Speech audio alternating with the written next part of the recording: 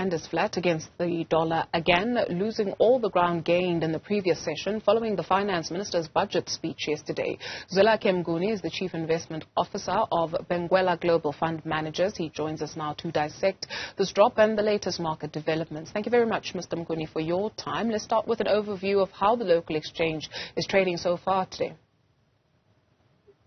Thank you very much, Dudu. Our market's slightly up, but we've been losing some ground, I think largely because of the metals and mining sector.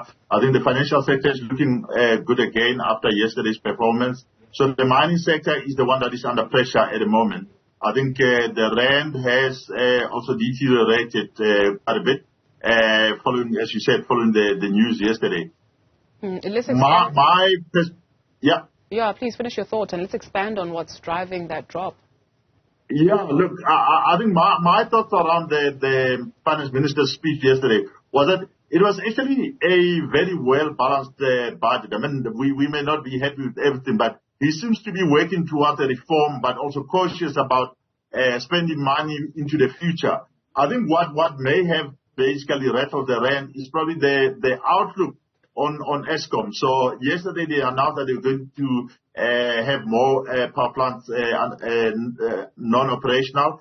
And I think with the discussions that came out from Mr. De Ruyter's interview, I think it is clear that we may be in a load shedding environment for quite some time. And that is not good for our economy. That is not good for our ability to support a stronger fiscus. And I think the rand deteriorated on that basis. But also in the U.S., there was a bit of a strengthening of the dollar after the Fed minutes came out. That seems to suggest that they'll continue to hike rates. Speaking of De Ruyter's interview and some of the explosive allegations that he leveled against the ruling party, and now the ruling party saying they are in talks with their lawyers, they'll meet at the courts, giving him 7 to 10 days to respond and actually name and shame those whom he says are responsible for dragging Eskom down. How do you perceive the markets will respond to this, if at all? I don't think the market will probably worry about it. I think the big worry is whether Eskom is going to generate electricity to support the growth in the economy or not, because otherwise we are in trouble. I mean, the legal cases and they all could have done things a lot better, both Mr. De Ruyter and the board. The board could have left him to finish his term, which was like a month away. On the other side, he could have made those interviews post his exit. So there was them taking the Ruyter to the lawyers is not going to help. Just I think in my view is posturing. I think what we need is the solution to the electricity situation, and it doesn't seem to be forthcoming at the moment. Yeah, let's talk about company news. Discovery reported a drop in half-year profit. Talk us through their performance. Yeah, I think the two businesses that probably did quite well. I think the life business did okay. The health business struggled a bit with the administration fees, but they did actually show an improvement in profit. So cost efficiency drove that. I think that the life business actually did very well on the normalization of COVID numbers, or at least the provision for COVID.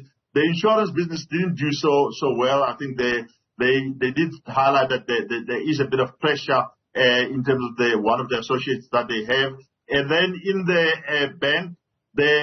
bank continues to grow. The deposits are growing faster than the advances. In other words, they're getting more deposits, but they're not getting enough loans. I think that is also, they seem to be saying that there is a struggle in client acquisition in that area. So overall, I think the numbers where the normalized numbers didn't look too bad. I think it was positive, but the forward-looking numbers in terms of the new business, I think the insure or the personal lines business is probably going to be under pressure. That's probably the one area where there was a bit of worry, but overall good result.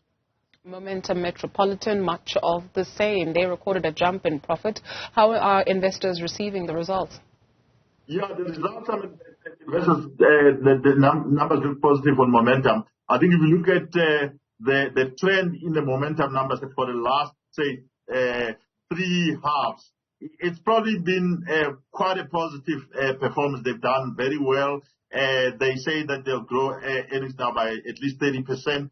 which means that the business is doing well. The new business seems to be picking up nicely. They certainly are on the right track. I think it's quite a positive result for Momentum.